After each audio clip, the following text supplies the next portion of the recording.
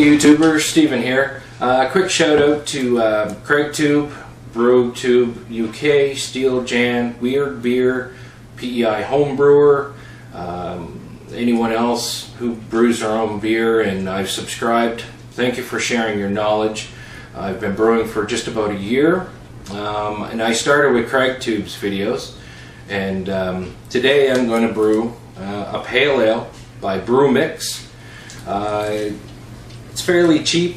It's like $8.50 here in our stores. I don't buy it because it's cheap. I buy it because I like it. I do like a strong pale ale, and the instructions say to boil as much of the 5 gallons of wort as you can. I actually prefer just to warm my water and heat up my extract so that it dissolves properly in it, and then I get it down to room temperature by adding more cold water to it, and I find it makes a much better product. So without further ado, let this be my first home brewing video. Okay, so I've got everything sanitized, everything clean. I've got everything ready to start making beer. I'm just waiting for my water to heat up. And in true beer making fashion, everyone says, if you're making beer, you gotta be drinking beer. Well, unfortunately, it's almost 1:30 in the afternoon. I have to pick up my son from school, so the only thing I'm drinking is my homemade Tim Hortons coffee. And yes, folks, believe it or not, those Tim Horton brewing machines that they actually say makes it just like Tim Hortons, I find it tastes just like Tim Hortons. And before I get a bunch of comments about other coffee shops, we have many of the same coffee shops here in Canada as they do down in the States. I've tried them. I prefer my Timmy's. Nothing like a fresh batch of brewed coffee. I am brewing though. Brewing beer, brewing coffee. So I've taken the label off my can. I've got a pot of warm water on the stove. I'm actually heating it up right now.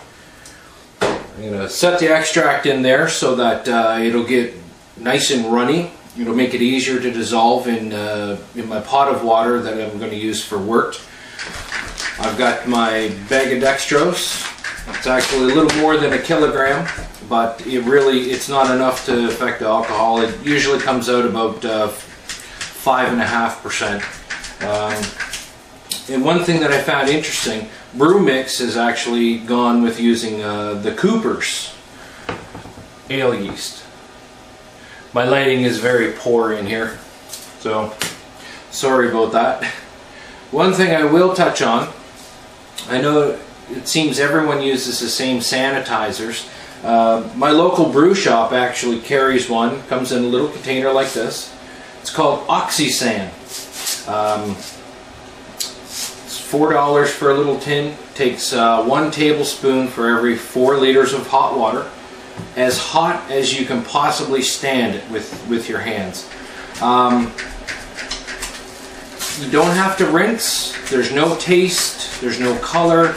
It's non-toxic. But the best part is, the residue actually contains yeast nutrient, which is good for making your beer. So you don't have to rinse it. You don't have to worry about making sure that you've got it all cleaned off, you know, like if you're using bleach. I shudder at the fact of using bleach, because if you don't get it all, guess where that bleach is going? Right down your belly. With this, non-toxic, it's good for the environment. The only downside is you can't reuse it. It's only good for 12 hours, but why are you going to have all your equipment soaking in sanitizer for 12 hours? You only need to dip it in, rinse it, and then you're ready to go.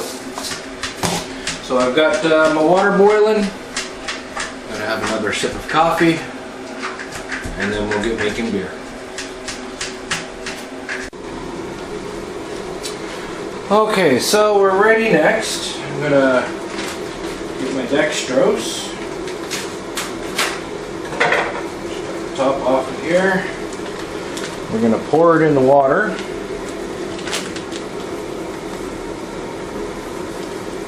We're going to get this all dissolved first while the water's nice and warm.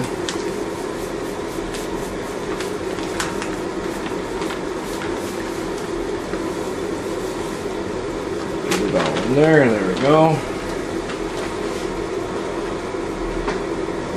My sanitized spoon. I usually take a juice pitcher, and I'll take that. I'll sanitize it so everything that I need to stay sanitized will go in that pitcher. It'll stay nice and clean.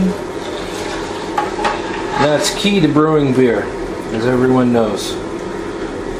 If your equipment's not clean and sanitized, your beer is not going to turn out at all. Okay, I'm going to take the extract out of the water. It's extremely hot.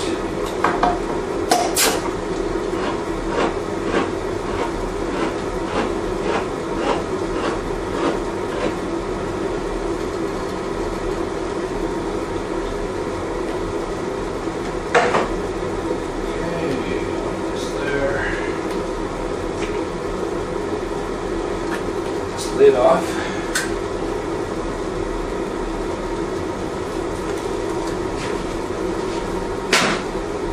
And if your area has recycling, got a little bit of extract on my fingers, and wonderful treat. If you have recycling in your area, just make sure that you recycle your cans. It can be made into more beer extract kits. I'm just going to pour that all in.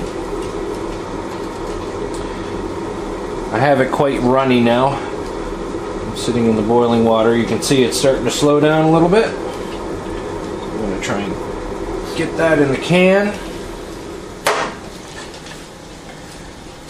And I've got some boiling water here. My wife Simon admits, ho ho ho. Boiling water. I'm going to fill up the can with a little bit of boiling water so that I can get the rest of the extract off of there. Give my pot a little stir so you can really see the color changing now. And you don't want to have your temperature too high on the stove, because you don't want your extract to lay on the bottom of the pot and burn, because that would just ruin a good product. Alright, that looks good.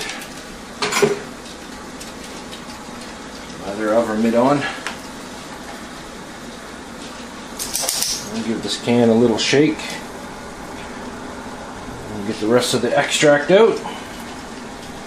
Hopefully it don't overflow my pot. Cutting it so very close. I do have a big 8-gallon pot that I use for other different beers that I make, and I do try and boil more water with it, but I just find this particular batch, it tastes a lot better than doing it this method than boiling all of it. Alrighty, and just a quick look over here. There's that Tim Hortons coffee brewer. My wife's homemade sticky buns. Oh, so very addictive. Alright, so let's get our work cooled down. And we'll add some water and get things rolling.